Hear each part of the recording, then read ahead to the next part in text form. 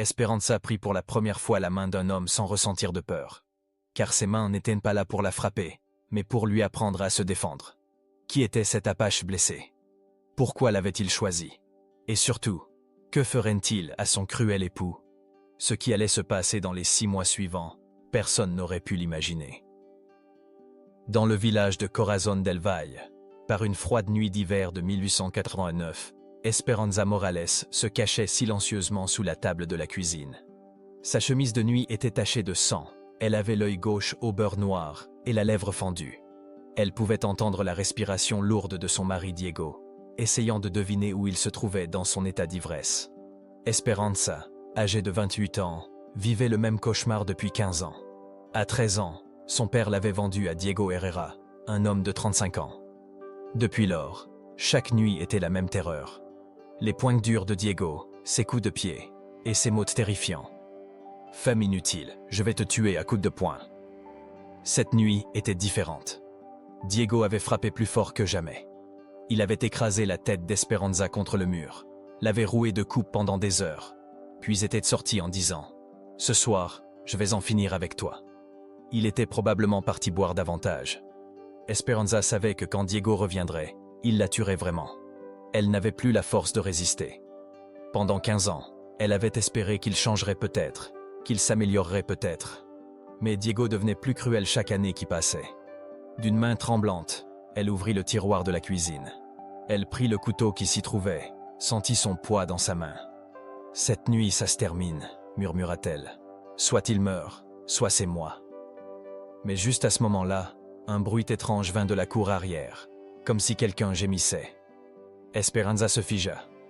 Diego était-il revenu? Ou y avait-il quelqu'un d'autre? Serrant fermement le couteau, elle s'approcha de la porte avec son corps meurtri. Quand elle regarda par le rideau, ce qu'elle vit la surprit. Dans la cour, parmi les rosiers, gisait un homme couvert de sang. Et cet homme était d'un type qu'elle n'avait jamais vu. Esperanza ouvrit lentement la porte. L'air froid frappa les blessures de son visage, la faisant reculer de douleur. Quand elle sortit dans la cour, elle put voir plus clairement qui était l'homme. C'était un guerrier Apache, de longs cheveux noirs, des blessures profondes sur sa peau bronzée, et des restes de vêtements traditionnels Apache. Il avait une blessure par balle à la poitrine, son sang avait déjà coagulé. Mais il respirait encore. La première pensée d'Esperanza fut de fuir. Tout le monde au village craignait les Apaches. Il les connaissait comme des tueurs sauvages et impitoyables. Mais quand ses yeux se concentrèrent sur le visage de l'homme, ce qu'elle vit la surprit. Dans ce visage, il n'y avait ni sauvagerie ni cruauté, seulement de la douleur, et quelque chose d'autre qu'Esperanza connaissait très bien, la profonde fatigue que donne la défaite. L'homme entr'ouvrit les yeux. Quand ses yeux bruns foncés rencontrèrent les siens, 2 âmes blessées se reconnurent. Dans ses yeux, il n'y avait pas de peur, seulement de l'acceptation. « Ayúdame » chuchota l'Apache. Son espagnol était accentué mais compréhensible. « Por favor » Esperanza hésita.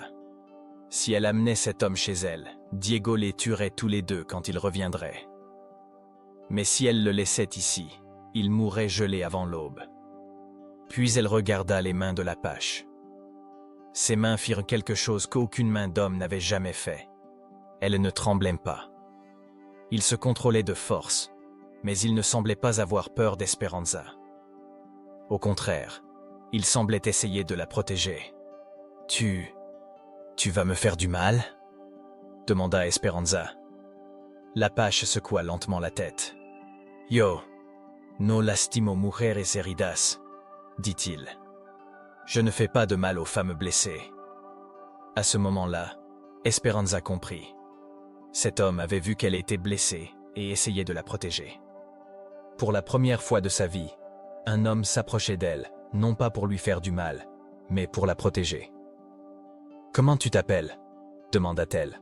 « Kael » répondit l'Apache. « Et toi » « Esperanza. » Kael sourit légèrement.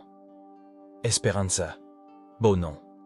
J'ai besoin d'espoir moi aussi. » Esperanza connaissait le risque d'amener Kael chez elle, mais elle n'avait plus grand-chose à perdre. Elle le cacha dans la cave de sa maison, le seul endroit où Diego allait rarement. Elle passa cette nuit à nettoyer les blessures de Kael. La balle avait traversé son épaule. Elle n'avait cassé aucun os, mais il avait perdu beaucoup de sang. Les connaissances de guérison d'Esperanza venaient d'années à bander ses propres blessures. « Pourquoi étais-tu ici ?» demanda-t-elle en nettoyant ses blessures.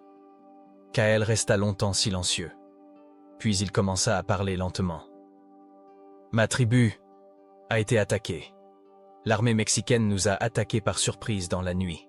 Ils ont tué la plupart d'entre nous. J'étais l'un de ceux qui ont pu s'échapper. Mais j'ai perdu beaucoup de sang, je me suis évanoui. Quand je me suis réveillé, j'étais ici. »« Ta famille ?» demanda doucement Esperanza. Les yeux de Kael s'assombrirent. « Ma femme et mon fils. Ils les ont tués aussi. Je n'ai plus personne. » Le cœur d'Esperanza se serra. La douleur de cet homme était différente de la sienne, mais tout aussi profonde. Tous deux avaient un perdu, tous deux étaient un seul. « Moi aussi je suis seule, » dit-elle silencieusement. « Mon mari me bat depuis 15 ans. Cette nuit, il va essayer de me tuer. » Les mains de Kael se fermèrent en poing. « Où est cet homme ? Il est parti boire. Il ne reviendra pas avant le matin. »« Et que vas-tu faire ?» Esperanza montra le couteau. « Je vais me défendre. » Kael secoua la tête. « Ce couteau ne te sauvera pas. Tu ne sais pas comment te battre ? » ?»« Je ne sais pas. Personne ne me l'a appris. » Kael, malgré ses blessures, se redressa. « Alors je vais t'apprendre. Je vais t'enseigner comment te protéger. » Le lendemain, Diego ne revint qu'en soirée. Esperanza passa du temps avec Kael. Le guerrier Apache, malgré ses blessures, commença à lui enseigner des techniques de défense de base. « La force n'est pas tout, » dit Kael, en prenant les mains d'Esperanza pour lui montrer la bonne position. « La vitesse et l'intelligence sont plus importantes. Tu es petite, mais tu es rapide. Nous pouvons transformer cela en avantage. » Esperanza remarqua le toucher des mains de Kael sur les siennes. Pour la première fois en 15 ans, la main d'un homme ne lui causait pas de douleur. Au contraire, elle la renforçait. « Pourquoi tu m'aides ?» demanda-t-elle. Kael s'arrêta, la regarda profondément. « Parce que dans tes yeux, je vois la même lumière qui était dans les yeux de ma femme. Cette lumière ne doit pas s'éteindre. » Ce jour-là, Kael lui apprit comment donner des coups de poing, comment s'échapper, et surtout comment utiliser la force de l'agresseur contre lui-même. Le soir, quand on entendit les pas de Diego, Esperanza était déjà une femme complètement différente. Diego rentra à la maison plus ivre que jamais. Dès qu'il vit Esperanza, sa colère s'enflamma. « Tu es encore vivante, femme inutile !» cria-t-il. « Cette nuit, je vais en finir avec toi. » Esperanza ne s'enfuit pas comme elle l'avait fait pendant 15 ans. Se souvenant de ce que Kael lui avait enseigné, elle resta calme face à Diego. « Tu ne me frapperas plus, Diego, » dit-elle. Sa voix ne tremblait pas. Diego était surpris. Il n'avait jamais entendu ce ton de voix de sa femme. « Qu'est-ce que tu m'as dit ?»« Tu as entendu ce que j'ai dit. Cette maison n'est plus ton terrain de terreur. » Diego attaqua avec colère, mais Esperanza appliqua ce que Kael lui avait enseigné. Elle se déplaça sur le côté, utilisa l'élan de Diego contre lui et l'écrasa contre le mur. Diego tomba au sol, stupéfait. « Tu comment ?»« J'ai appris, » dit Esperanza froidement. « Et ce n'est que le début. » Diego se leva, cette fois plus prudent. Mais Esperanza n'avait plus peur. Pour la première fois, elle sentait sa force. Après cette nuit, Diego hésitait à toucher Esperanza. Mais Esperanza savait que c'était temporaire. Diego planifiait une attaque plus importante. Tandis que les blessures de Kael guérissaient, l'entraînement d'Esperanza s'intensifia. Le guerrier Apache ne lui enseignait pas seulement le combat physique, mais aussi la force mentale. « La guerre commence ici, » dit-il, en pointant son front. « Si tu crois que ton ennemi peut te vaincre, tu as déjà perdu la bataille. » Au fil des jours, le changement chez Esperanza était visible. Elle ne tremblait plus, il y avait un nouveau feu dans ses yeux. Et surtout, elle avait confiance en elle. Kael lui enseignait aussi la philosophie de guerre Apache. « Dans mon peuple, la plus grande victoire d'un guerrier n'est pas de tuer son ennemi, mais de le vaincre avec ses propres erreurs. Tu n'as pas besoin de tuer Diego. Il suffit de le détruire avec sa propre cruauté. Que veux-tu dire? Diego a construit son pouvoir sur la peur. Si tu détruis cette peur, son pouvoir se détruit aussi. Alors, tout le monde verra son vrai visage. 3 semaines plus tard, Kael avait complètement guéri. Mais il ne pensait pas partir. Le lien qui s'était développé entre lui et Esperanza était quelque chose de plus qu'une relation maître-élève. « Viens avec moi », dit-il un soir, alors que tous deux étaient assis dans la cour à regarder les étoiles. Au nord, il y a des tribus apaches libres. Là-bas, tu seras en sécurité. Esperanza secoua la tête. Fuir n'est pas la solution. Je dois arrêter Diego, sinon, il fera la même chose à d'autres femmes. Alors nous l'arrêterons ensemble, dit Kael. Mais nous devons être très prudents. Si Diego soupçonne, il nous tuera tous les deux. Le plan était simple mais efficace. Esperanza parlerait avec d'autres femmes du village, trouverait des témoins de la violence de Diego. Kael enquêterait secrètement sur le passé de Diego. Les histoires qui circulaient dans le village étaient horribles. Diego avait eu des épouses avant, toutes étaient mortes mystérieusement. Esperanza était sa 3e épouse. Ce monstre a déjà tué des femmes avant, dit Kael avec colère, et personne n'a essayé de l'arrêter. Parce que tout le monde a peur, dit Esperanza. Mais la chaîne de la peur peut être brisée. Le plan d'Esperanza était celui-ci. Humilier Diego publiquement. Pour montrer son vrai visage, elle ferait une scène le jour le plus fréquenté du village, au marché du dimanche. Au début, Kael était inquiet. C'est très risqué. Diego pourrait te tuer là-bas. Non, il ne peut pas, dit Esperanza avec confiance. Parce que tu seras là, et je ne suis plus sans défense. Quand le dimanche arriva, Esperanza alla au marché. Diego la suivit aussi, parce qu'il était méfiant. C'était exactement comme il l'avait planifié. Au centre du marché, où tout le monde pouvait voir, Esperanza cria à Diego. « Diego Herrera, tu me battes depuis 15 ans, ça suffit !» Tous les gens du marché se retournèrent pour regarder. Diego était fou de rage, être humilié devant tant de gens. « Taille-toi, femme !» cria-t-il.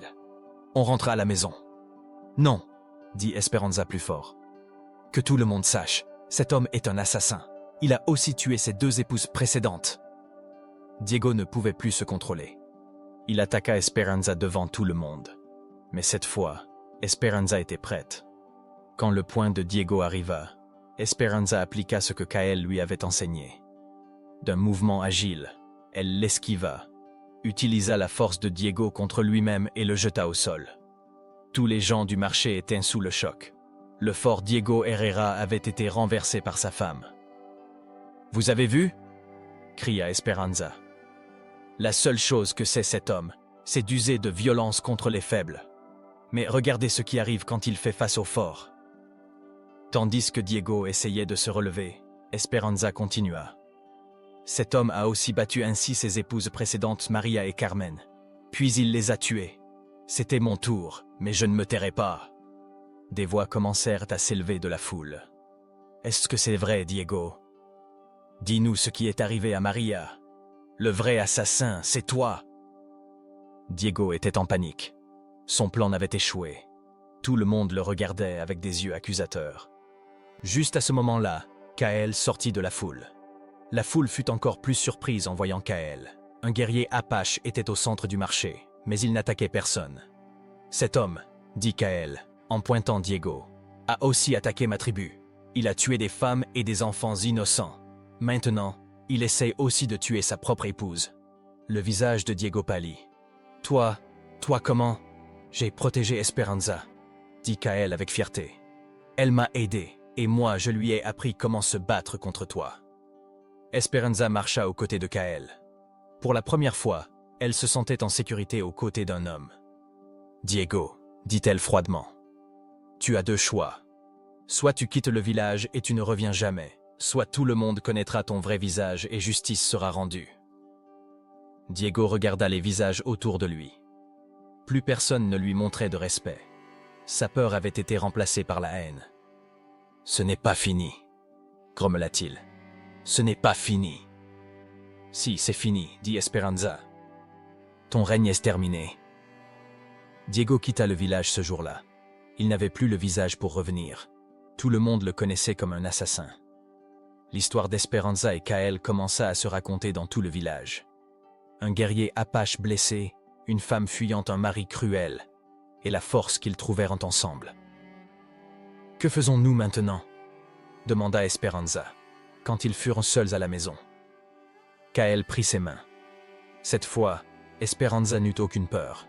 « Je veux rester avec toi, dit Kael, si tu le veux aussi. » Esperanza sourit. Pour la première fois de sa vie, c'était un vrai sourire. « Moi aussi je le veux. » Les mois passèrent. Esperanza et Kael avaient construit une nouvelle vie dans le village. Kael continua d'enseigner à Esperanza les traditions apaches. Esperanza lui enseigna aussi l'espagnol et la culture mexicaine.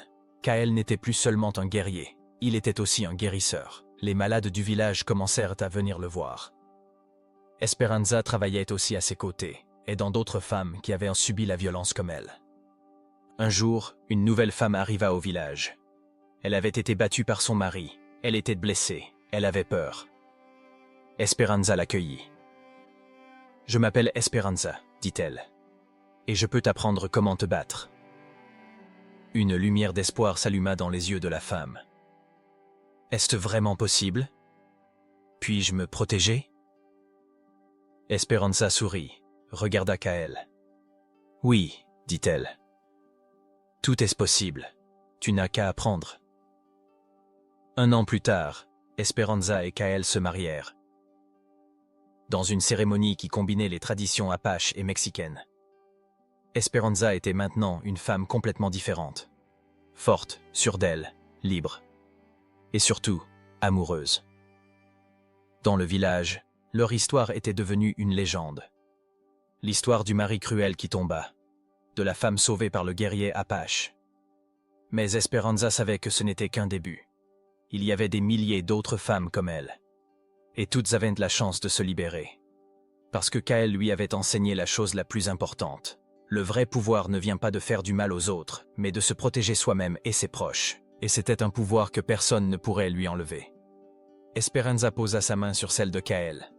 Elle se souvint du jour où elle avait pris la main d'un homme pour la première fois sans peur. Ce jour-là, sa vie avait changé. Ce jour-là, elle avait goûté à la liberté. Et maintenant, elle enseignerait ce goût à d'autres femmes aussi. Parce que personne ne méritait de vivre en esclave. Et c'était leur plus grande victoire. Après qu'Esperanza et Kael aient été vécus heureux pendant un an, une visiteuse inattendue arriva. L'étrangère qui vint au village était une vieille femme apache. Ses cheveux étaient argentés, elle avait des rides profondes sur le visage, mais dans ses yeux brillait la lumière de la sagesse. Quand la femme vit Kael, elle éclata en sanglots. « Mon fils, chuchota-t-elle en langue apache, je pensais que tu étais mort. » Kael était paralysée. Cette femme était sa propre mère.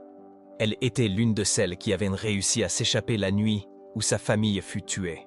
« Mère, » dit Kael, courant de l'embrasser. « Comment tu... » Cette nuit-là, j'ai été blessé, mais j'ai pu m'échapper. Je suis allé partout te chercher. Finalement, un commerçant m'a dit que tu vivais ici. Esperanza observait cette scène émouvante avec à la fois du bonheur et de l'inquiétude. Si la mère de Kael était là, comment cela affecterait-il leur vie? Le nom de la vieille femme était Ayana, et son histoire avait aussi des similitudes avec celle d'Esperanza. Elle avait été forcée de se marier jeune, mais avait ensuite trouvé son grand amour. Maintenant, elle était heureuse de voir que son fils suivait aussi le même chemin. « Tu as choisi une bonne femme, » dit Ayana, regardant Esperanza. Il y a de la force dans ses yeux, mais son cœur est pur. Mais l'arrivée d'Ayana n'était pas seulement des retrouvailles familiales heureuses. Elle apportait aussi de mauvaises nouvelles. « Diego revient, » dit-elle le 3e jour.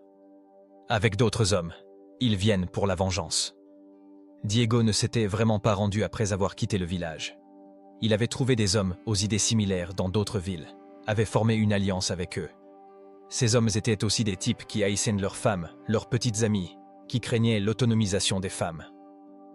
Cette rébellion de femmes a commencé ici, disait Diego à sa nouvelle bande. Si nous ne l'arrêtons pas, toutes les femmes échapperont à notre contrôle. Le chef de la bande était un homme cruel à moustache nommé Carlos Mendoza. Nous tuerons l'Apache et cette femme, dit-il froidement. puis nous donnerons une leçon aux autres femmes d'ici. Cette bande avait attaqué d'autres villages en chemin avant de venir au village. Ils avaient semé la même terreur partout, avaient intimidé les femmes. Quand Esperanza reçut cette nouvelle, elle eut peur, mais se mit aussi en colère. « Je ne fuirai pas », dit-elle avec détermination. « Cette fois, c'est eux qui se sentiront impuissants face à moi. » Kael, avec sa mère, commença à planifier des tactiques de guerre apaches. « Ils sont plus nombreux, mais nous sommes plus intelligents, » dit-il. « Nous avons besoin de l'aide de tout le monde pour protéger le village. » Mais les habitants du village avaient peur. Beaucoup accusaient Esperanza. « Cette femme nous a apporté des ennuis », disaient-ils. Les habitants du village se divisèrent en deux. Un côté soutenait Esperanza, l'appelait héroïne. L'autre côté l'accusait, disait « Elle a perturbé notre paix ». Le leader de ce deuxième groupe était son ancienne connaissance Fernando. Après s'être libéré de la pression de Diego, il s'était calmé, mais maintenant il avait une nouvelle peur. Si les femmes se renforçaient, l'autorité des hommes diminuerait-elle? « Esperanza doit partir », dit Fernando au conseil du village. « Tant qu'elle et son apache resteront ici, nous aurons des problèmes. » Mais Esperanza avait aussi des partisans, surtout les femmes qu'elle inspirait. Maria, Elena, Carmen, toutes avaient appris à tenir tête à leur mari grâce à elle. « Esperanza est notre sauveuse », dit Maria avec détermination. « Nous la protégerons. » Cette division créait des tensions dans le village. Même dans les familles, des disputes éclataient. Mari et femme se battaient, les enfants ne savaient pas quoi faire. Esperanza s'attrista en voyant cette situation. « Peut-être devrais-je partir », dit-elle à Kael. « Le village se divise à cause de moi. »« Non », dit Kael fermement. « Tu fais maintenant partie de cet endroit. Fuir n'est pas la solution. Nous devons gagner cette guerre. » Ayana enseignait les danses de guerre apache à Elena. Pas la petite fille d'Esperanza, mais la fille d'une des femmes qui l'aidait. La petite fille trouvait confiance en elle dans ses danses. « La guerre n'est pas seulement l'affaire des hommes, » disait Ayana. « Les femmes apaches sont aussi des guerrières. Elles protègent leur famille, leur patrie. » Esperanza n'apprenait plus seulement à se défendre, mais aussi à protéger les autres. Kael lui enseigna le tir à l'arc, l'usage des couteaux, même comment tendre des pièges. « Tu n'es plus une victime, » dit Kael, regardant directement dans les yeux d'Esperanza. « Tu es une guerrière. » Les femmes du village commencèrent aussi à se préparer. Certaines apprirent à cuisiner, d'autres à panser les blessés, d'autres encore à se battre. Il y eut aussi du soutien de la part de certains hommes, surtout les jeunes hommes avaient été inspirés par le courage d'Esperanza. « Si nos femmes se renforcent, nos familles seront plus en sécurité, » disaient-ils. Mais la guerre n'était pas seulement physique. La guerre psychologique avait aussi commencé. Avant que la bande de Diego n'arrive, ils commencèrent à semer la peur dans le village. La nuit, des cavaliers d'identité inconnue rôdaient autour du village, effrayant les gens. La bande de Diego arriva plus tôt que prévu. À minuit, ils attaquèrent les maisons à la périphérie du village. Leur but était d'effrayer tout le monde et de faire livrer Esperanza. Mais Esperanza était prête. Grâce à ce que Kael lui avait enseigné, le système d'alerte précoce qu'elle avait établi fonctionna. Les guerriers apaches placés autour du village, de vieux amis de Kael étaient aussi venus le soutenir, détectèrent immédiatement l'attaque.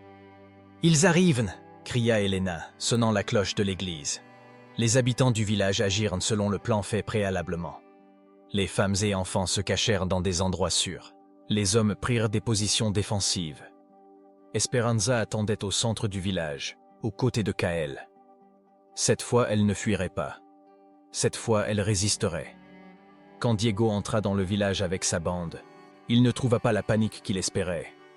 Les habitants du village étaient organisés, préparés. « Amenez-moi cette femme !» cria Diego. « Esperanza, je suis venu te tuer. »« Je suis ici, Diego !» répondit Esperanza, apparaissant au centre du village. « Et cette fois, je ne suis pas seul. » Chapitre 18. Le grand affrontement. Diego fut surpris quand il vit Esperanza. Ce n'était pas la femme timide et peureuse qu'il connaissait. La femme qui se tenait devant lui avait de la confiance, de la force et de la détermination. « Tu as changé » dit Diego. La peur se percevait dans sa voix. « Oui, j'ai changé, » dit Esperanza avec fierté. « Et pas seulement moi, tout le village a changé. » À ce moment-là, les habitants du village commencèrent à sortir. Hommes, femmes, enfants. Tous étaient derrière Esperanza. Carlos Mendoza fit signe à sa bande. « Tuez-les tous !» cria-t-il. Mais la guerre ne se passa pas comme il l'espérait. Les habitants du village se battirent avec les tactiques apaches que Kael leur avait enseignées. Des flèches plurent depuis les toits. Ils confondirent l'ennemi avec des pièges. Le plus important fut que les guerrières menées par Esperanza et Kael choquèrent la bande. Ces femmes n'étaient plus des victimes, elles étaient des guerrières. Elena blessa un membre de la bande avec la technique de couteau que sa mère lui avait enseignée. Maria tira des flèches depuis le toit de sa maison. Carmen sauva les blessés avec ses connaissances médicales. Quand la guerre tournait contre Diego, il joua sa dernière carte. Il prit Ayana en otage. « Arrête, Apache !» cria-t-il à Kael. « La vie de ta mère est-elle plus importante que toi ?» Kael s'arrêta, mais sa mère lui fit entendre sa voix. « Fils, ne t'arrête pas pour moi. Cette guerre est pour quelque chose de beaucoup plus grand. » Diego menaça de tuer Ayana, mais la vieille femme ne céda pas. « J'ai vu beaucoup de choses dans cette vie, » dit-elle à Diego. « Des hommes faibles comme toi aussi. Ce que tu penses être ta force est en réalité ta peur. » Ces mots rendirent Diego fou. Mais juste quand il allait faire du mal à Ayana, Esperanza intervint. « Diego, dit-elle d'une voix calme, tu es venu pour moi. Prends-moi, mais laisse la vieille femme. » Esperanza, non, cria Kael. Mais Esperanza avait mis son plan en marche. Elle s'approcha de Diego, comme si elle allait se rendre. Mais au dernier moment, elle attaqua avec les techniques de mouvement que Kael lui avait enseignées. Le mouvement d'Esperanza fut si rapide et inattendu que Diego ne put se défendre. Soudain, il se retrouva au sol, le couteau d'Esperanza à sa gorge. « Cette guerre n'est pas entre forts et faibles comme tu le crois, » dit Esperanza. « C'est entre le bien et le mal, et le bien gagne toujours. » Carlos Mendoza, voyant son chef au sol, essaya de fuir pris de panique. Mais les habitants du village l'encerclèrent. Il ne pouvait plus s'échapper nulle part. La bande de Diego se dispersa. Certains furent capturés, d'autres s'enfuirent. Mais la vraie guerre avait été gagnée. Le règne de la peur était terminé. « Diego, dit Esperanza, baissant le couteau, je ne vais pas te tuer, parce que ta mort me rendrait semblable à toi, mais justice sera rendue. » Les habitants du village attachèrent Diego. Ils l'enverraient au tribunal de la ville. Là, il rendrait des comptes pour tous ses crimes. Après la guerre, de grands changements eurent lieu dans le village. Maintenant, les femmes avaient aussi voix au chapitre dans le conseil du village. Esperanza fut élue première conseillère responsable des droits de la femme. Ayana continua d'enseigner les traditions apaches à sa petite fille Elena. Elle la considérait maintenant comme sa petite fille. « Tu es le pont de deux cultures, » lui disait-elle. « C'est quelque chose de très précieux. » Kael devint gardien de la paix dans le village.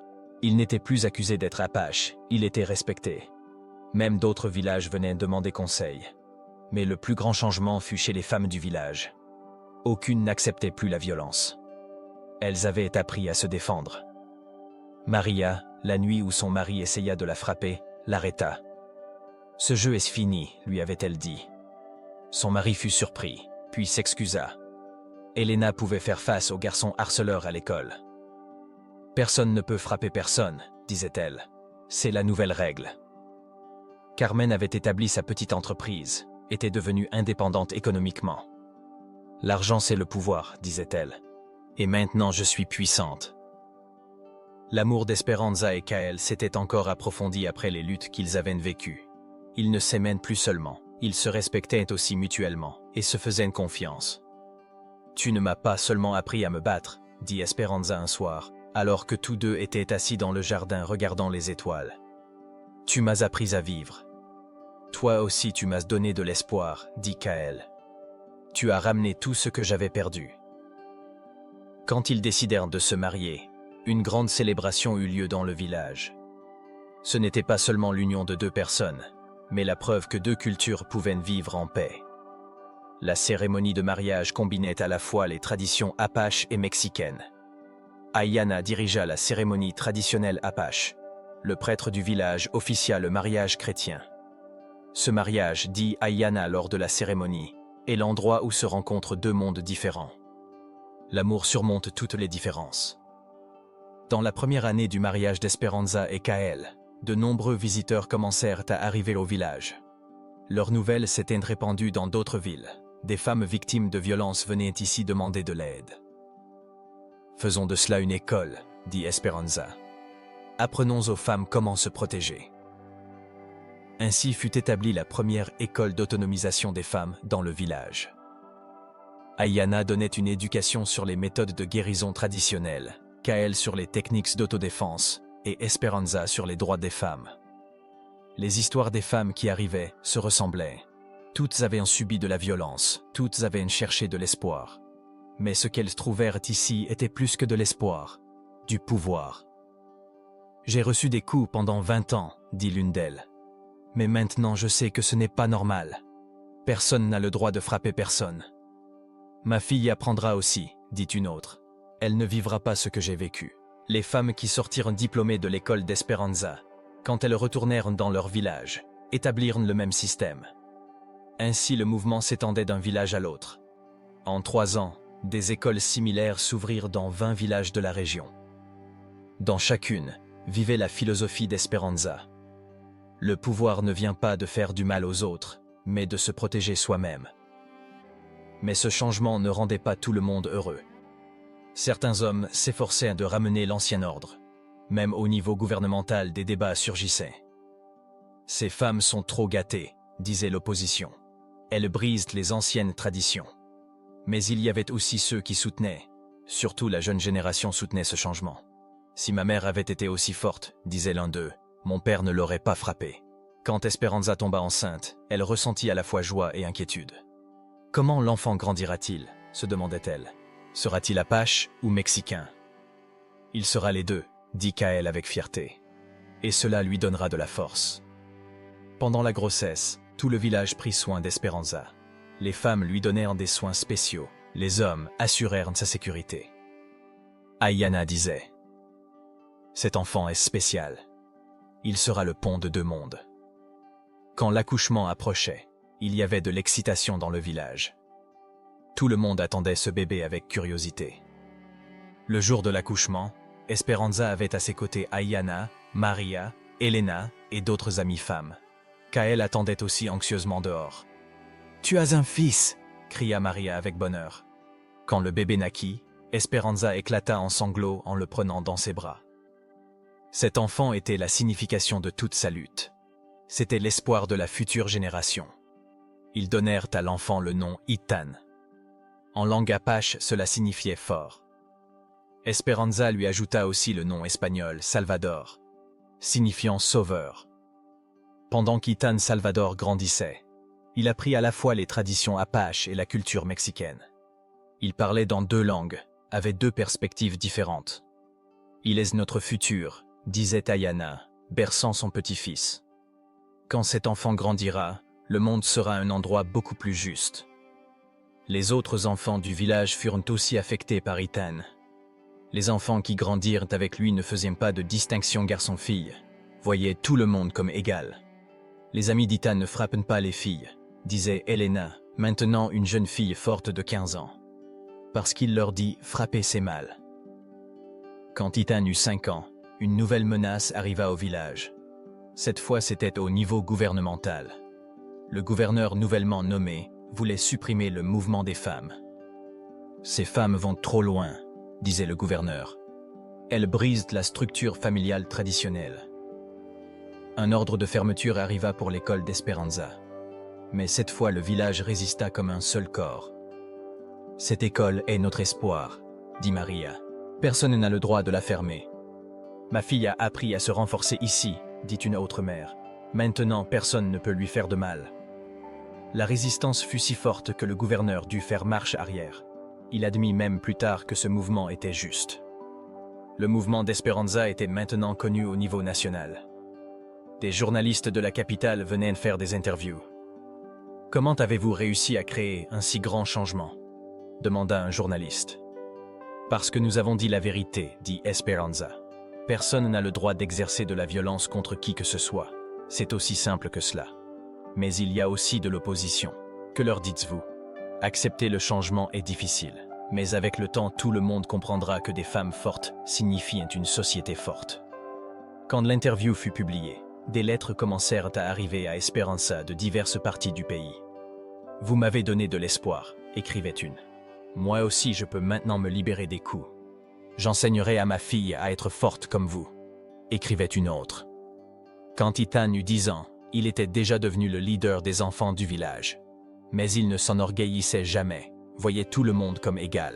« Ma maman m'a dit, disait-il à ses amis, qu'être fort ne signifie pas écraser les faibles, mais les protéger. » L'instituteur avait remarqué que les filles dans la classe d'Ethan étaient très confiantes.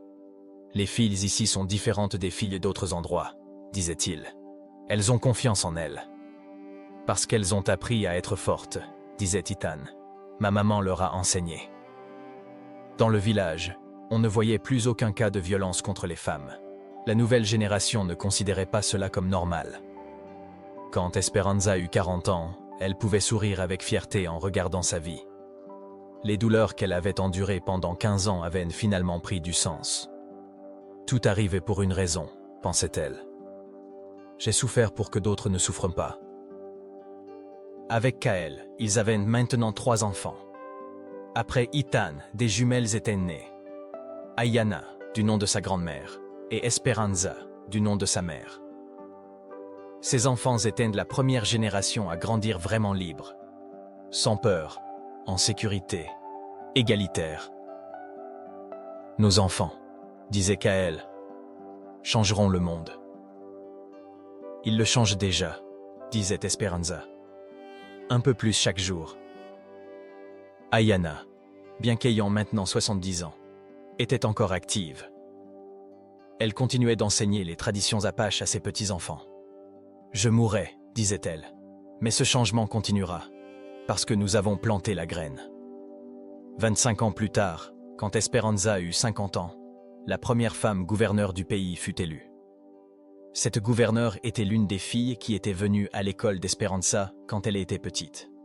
« Je suis ici grâce à vous, » dit-elle quand elle visita Esperanza après avoir été élue gouverneure. « Vous m'avez appris à être forte. » Dans le pays, la violence contre les femmes avait considérablement diminué.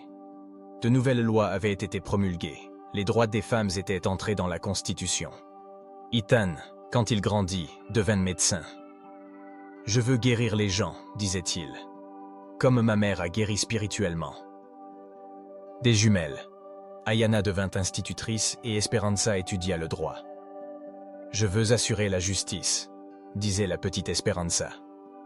Kael, bien qu'ayant vieilli, enseignait encore l'autodéfense aux jeunes hommes. « La guerre ne finit pas, » disait-il. « Mais chaque génération devient plus forte. » Esperanza, dans les dernières années de sa vie, voyait les femmes qui venaient chaque jour la remercier. Toutes étaient des histoires différentes, mais toutes avaient en commun la force qu'elles avaient reçue d'Esperanza. « J'ai seulement commencé, » disait Esperanza avec humilité. « Vous avez fait le vrai travail. » Et c'était vraiment ainsi.